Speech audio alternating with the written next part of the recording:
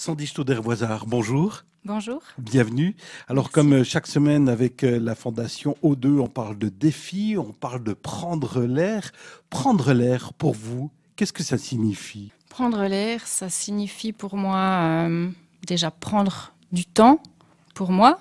Prendre l'air, ça fait du bien et ça permet de faire une pause et d'oublier un peu les soucis du quotidien. Alors, vous êtes maîtresse d'école enfantine, formée en pédagogie par la nature. C'est une formation particulière, ça?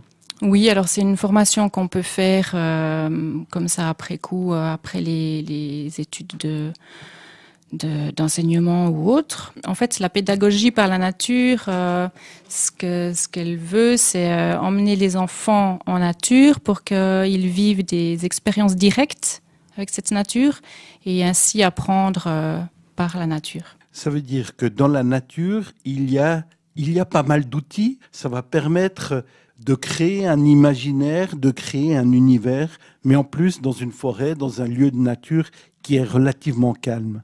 Oui, exactement. Donc c'est vrai que la nature ou la forêt, c'est très riche. Donc il y a énormément de choses à voir, à essayer, à expérimenter. Donc l'enfant, quand il entre dans cette nature, dans cette forêt, tout de suite, il a envie de partir à l'aventure, je dirais. Mhm. Et puis il va essayer plein de choses et il va du coup apprendre plein de choses aussi. Chaque enfant va créer son histoire.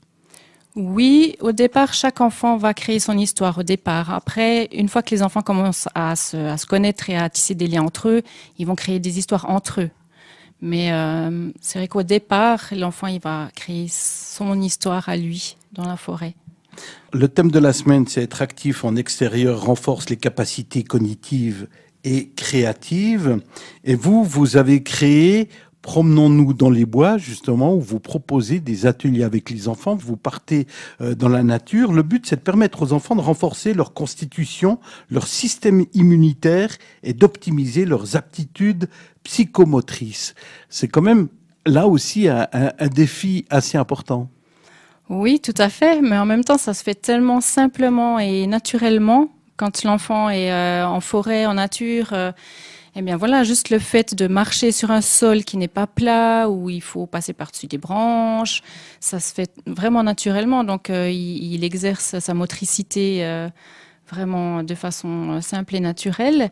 Et c'est rigolo parce qu'au départ, les enfants, quand ils viennent au début, ben, on voit, ils trébuchent souvent, ils tombent. Et puis au fil des semaines, des mois, ils prennent de l'assurance, leur équilibre se développe et puis on voit vraiment l'évolution. Mhm. Ça se fait vraiment naturellement. C'est pour ça que c'est important que ça se fasse régulièrement, de semaine en semaine, chez l'enfant tout comme chez l'adulte. Oui, exactement. C'est vrai que si on y va une fois de temps en temps, alors oui, ça va faire du bien, mais il n'y aura pas la même régularité et on verra pas les mêmes progrès aussi rapidement. Et probablement que les enfants qui vont passer par Promenons-nous dans les bois avec Sandy Stauder-Voisard auront l'envie d'aller avec les parents. Je pense que ça arrive de temps en temps parce qu'il y a plein de trésors à découvrir dans la nature, dans la forêt. Et là, on va parler du canapé forestier. Qu'est-ce que c'est que ce canapé forestier? Pourquoi il est si important? Alors le canapé forestier, c'est notre endroit c'est notre petit coin en fait, notre petit repère.